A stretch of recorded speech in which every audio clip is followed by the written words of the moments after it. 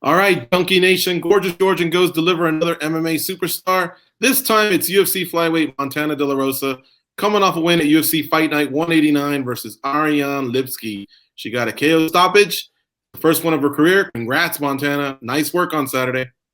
Thank you so much, and thank you for having me.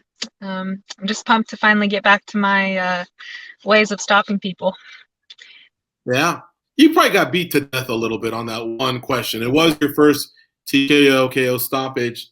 It looked like it felt good, your reaction to it all. But compare that now to your submission wins. What's the different type of feeling, euphoric feeling that you had after your win?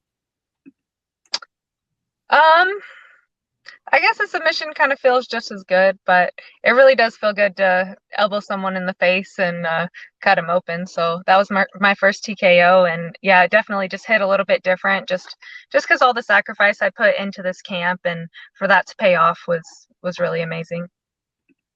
Yeah, it's like the submission win, of course, is you could kill somebody, obviously, if you just didn't let go of the choke. You could break somebody's arm, but I guess you're giving them that chance, like, hey, do you give up or not before I keep going? Yeah. Unless of course you go out. But the TKO is like so carnal, you know what I mean? Because now you're just crushing someone until the ref actually intervenes, because usually they don't tap out to TKO strikes. Right. And that's kind of what we saw in her past fights. Like when she fought Antonina, like we kind of saw that if you like put it on her, that she would like eventually quit. So I just kept elbowing, and I knew that either the ref was going to come in and stop it, or she was just going to lay there and quit. I feel like we've been covering you for a few years now. I was shocked when I saw you're still only 26. I mean, you still are pretty young in this game.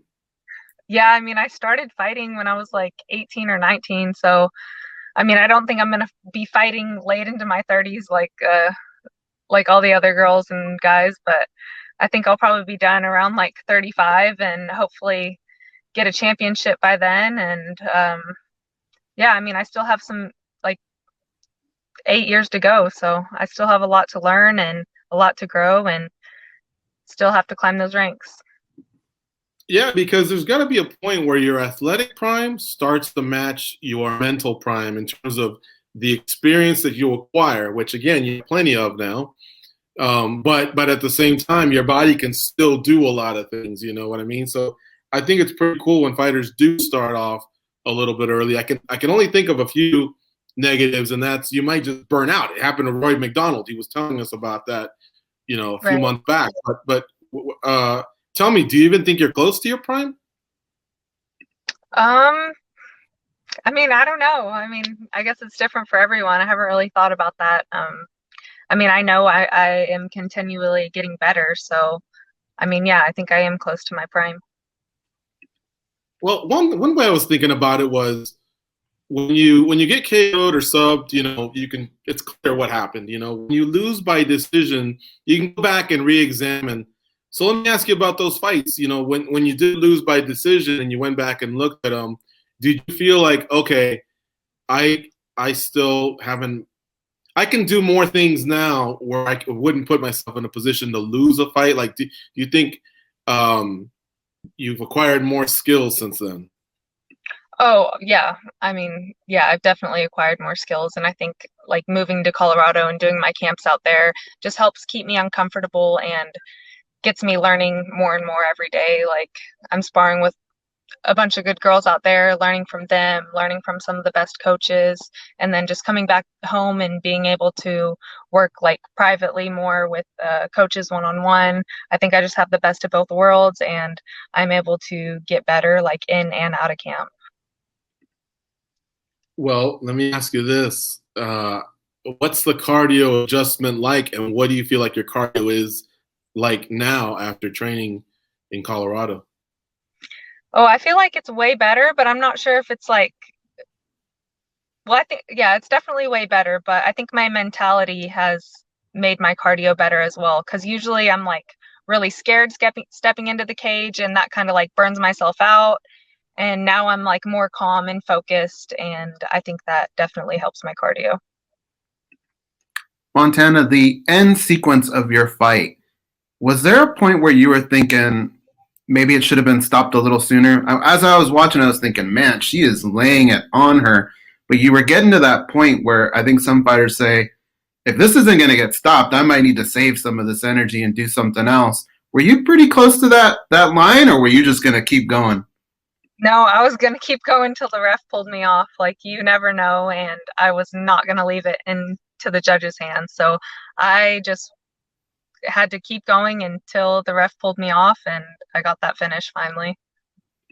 One thing that I thought was very impressive was, it's so quiet at the Apex, and we can hear your coaches.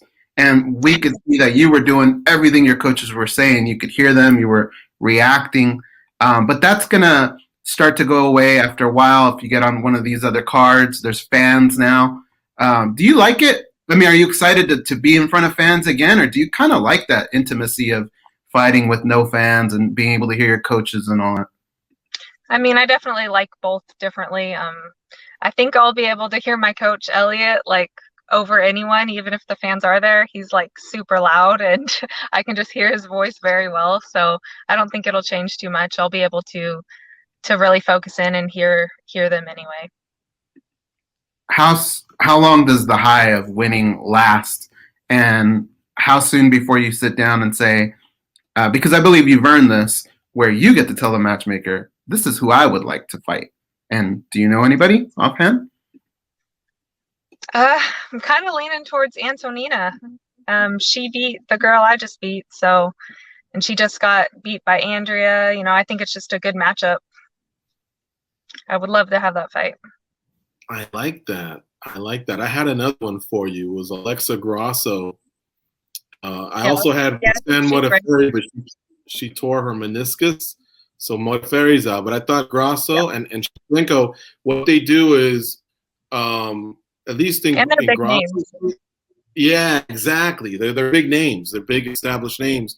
So it's almost like it serves its purpose. It moves you up in the rankings, but it also puts a bigger spotlight on your fight.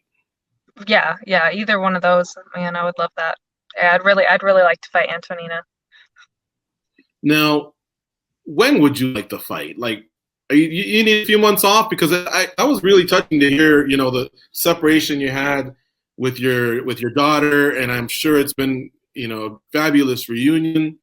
By the way, shout out to her. What did I hear? She's a nationally ranked or something like that. Wrestling? national champ in wrestling, and she's been killing it. State champ in wrestling. Wow. Yeah, she's badass. Shout out to her. All right, great job, young lady. Yeah. So I mean, I fought in February, and then I just fought. So basically, I had like 2 8-week camps in Colorado. So I was honestly only here for like maybe a month total out of the whole year so far. So it'll be nice to at least take this month, and I'm still going to be training obviously at my home gym, and just be here in Texas and like not have a fight lined up.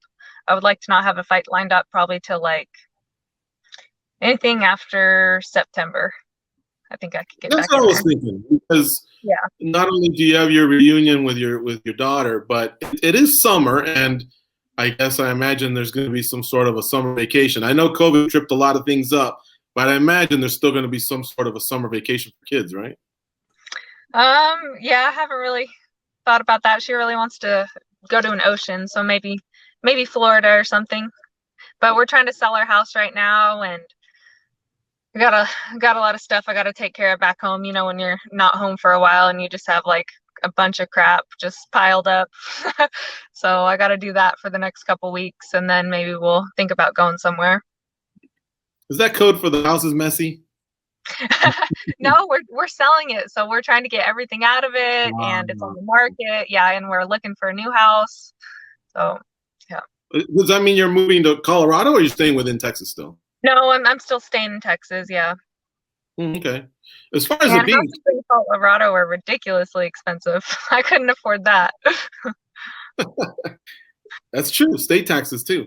Yeah. As far as the beach, we're Cali guys. Let us make a pitch for Southern California. Has great beaches. Florida does too. I can't hate, but California still like shut down? Isn't California still shut down? It's starting to open up.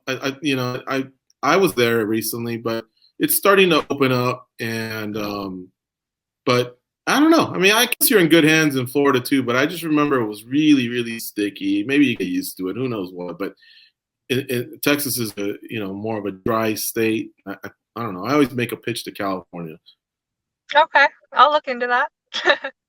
Plus, we got Disneyland and all that. You guys can have a good time there.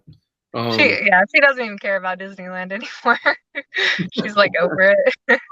True, true. She's whooping some butt on the wrestling mat. That's awesome. Does she play any other sports, or is that her only sport?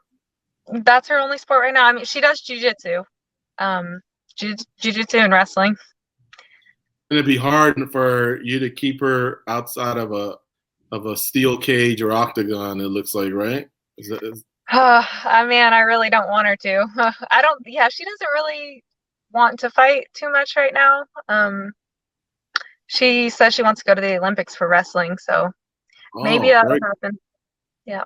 Yeah. Well, you're one heck of a role model for her. Congratulations. I was just scanning.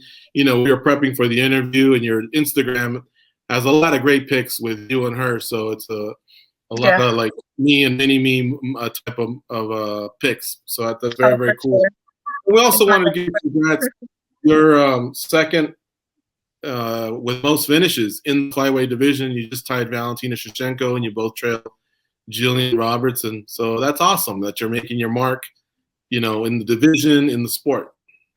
Right. That's amazing. Yeah, I didn't even realize that was my first TKO, or I had that many finishes until after the fight, and it kind of just like set in. I mean, I'm never trying to like break those records. I'm just trying to put on the best performance that I can and get the finishes. Very cool. Well, thank you so much for the time today. It's great to get a chance to talk to you after the big win over Ariane Lipsky this past Saturday night. I hope you enjoy your summer. We look forward to your return. I guess maybe later this summer or early fall. Hopefully it's on your timeline, because like Ghost said, you've earned it. You've paid some dues in the sport and in the UFC, so hopefully they can make that happen. Awesome. Thank you so much. Thanks for having me.